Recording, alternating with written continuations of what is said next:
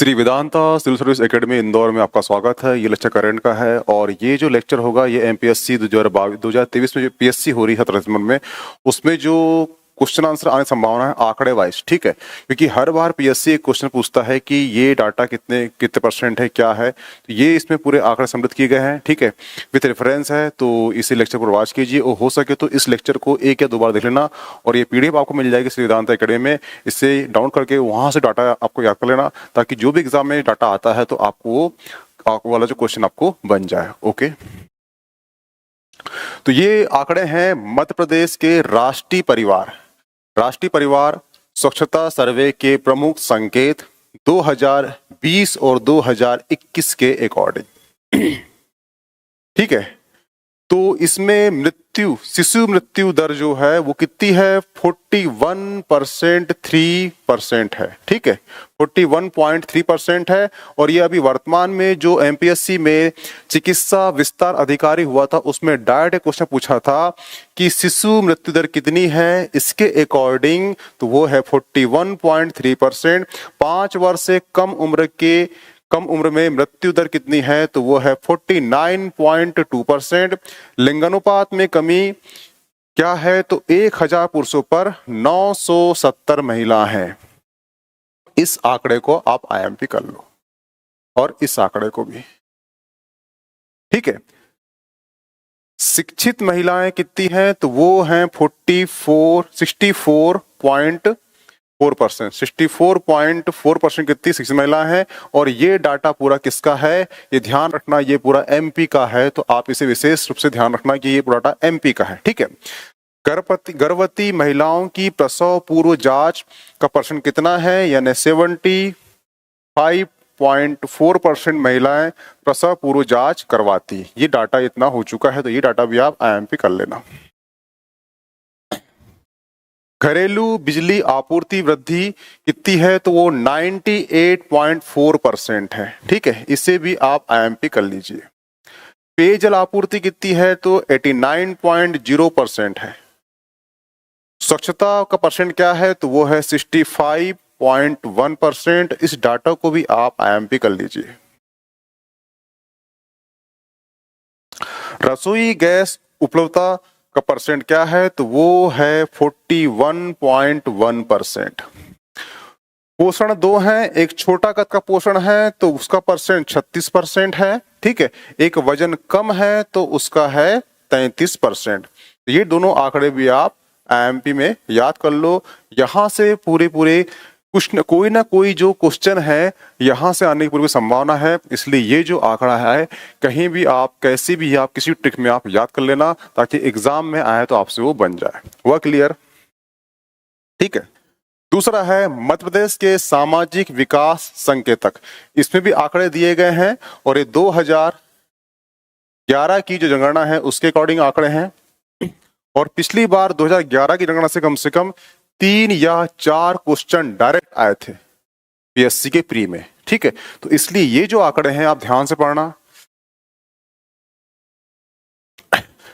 जनगणना 2011 के अनुसार, ठीक है, जनसंख्या, ये पूरे जो आंकड़े हैं ये आंकड़े मध्य प्रदेश के हैं। एक चीज याद रखना, हुआ क्लियर, ये जो आंकड़े हैं पूरे एमपी के आंकड़े हैं जनगणना 2011 के अकॉर्डिंग।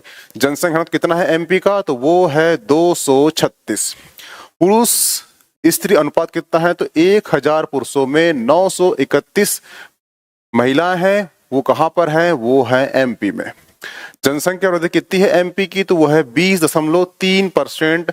मध्य प्रदेश की जनसंख्या वृद्धि है। कुल जनसंख्या में ग्रामीण जनसंख्या कितनी है, तो ये है 72.4। ये जो पेपर हुआ था एसआई का उसमें 2016 में ये क्वेश्चन पूछ चुका है, ठीक है, कि 72.4% जनसंख्या है कौन सी, एमपी की ग्रामीण जनसंख्या। कुल साक्षरता कितनी है, तो 69.3% है।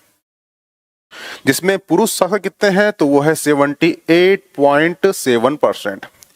स्त्री साक्षरता कितनी है, तो 59.2% स्त्री साक्षरता। किसमें, एमपी में, ठीक है, और एमपी में।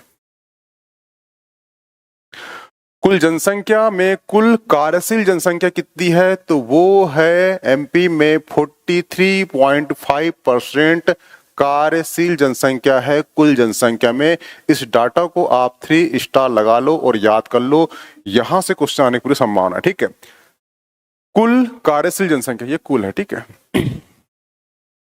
कुल कार्यशील जनसंख्या में कुल महिला कार्यशील जनसंख्या कितनी है, तो वो है 32.6%। यानी कि कुल जनसंख्या पूछेगा आपसे तो 43.5% है, हुआ क्लियर। परंतु कुल जनसंख्या में जो महिला है उसका प्रतिशत क्या है कार्यशील में, तो वो है 32.6। आया अंतर?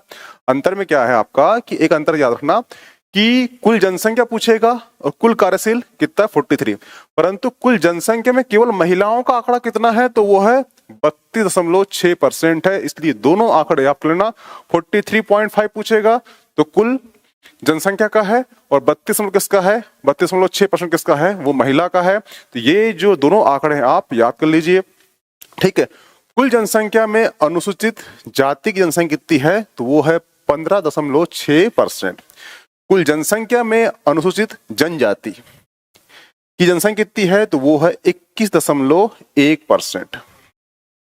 ठीक है, प्रति व्यक्ति आय किसके अकॉर्डिंग, 2022 और 2023 के अकॉर्डिंग प्रति व्यक्ति क्या है, किसकी, मध्य प्रदेश की। तो ये भी आप आंकड़े को 5 स्टार लगाकर याद कर लीजिए। प्रचलित भाव पूछेगा तो 1,40,583 है प्रति व्यक्ति आय, किसमें है, प्रचलित भाव में। अगर आपसे क्वेश्चन पूछता है कि प्रति व्यक्ति आय 2 आएंगे, प्रति व्यक्ति आय आ सकता है आपको प्रचलित भाव में, प्रति व्यक्ति आय आ सकती है आपको स्थिर भाव में। अगर प्रचलित भाव में आएगा तो उसका आंसर होगा 1,40,583 रुपए। हुआ क्लियर? ठीक है, परंतु स्थिर भाव में आएगा, और स्थिर भाव का जो क्या है मापदंड, वो है 2011 से 2012। ठीक है, इसका आधार वर्ष क्या है, आधार वर्ष 2011 से 2012 क्या है, ये आधार वर्ष है। स्थिर भाव पूछेगा तो उसका है 65,023 रुपए। हुआ क्लियर? जो स्थिर भाव में पूछेगा आधार वर्ष क्या है 2011 से 2012, और जो प्रति व्यक्ति आय है स्थिर भाव में वो है 65,023 रुपए। हुआ क्लियर? तो ये आपके आंकड़े थे।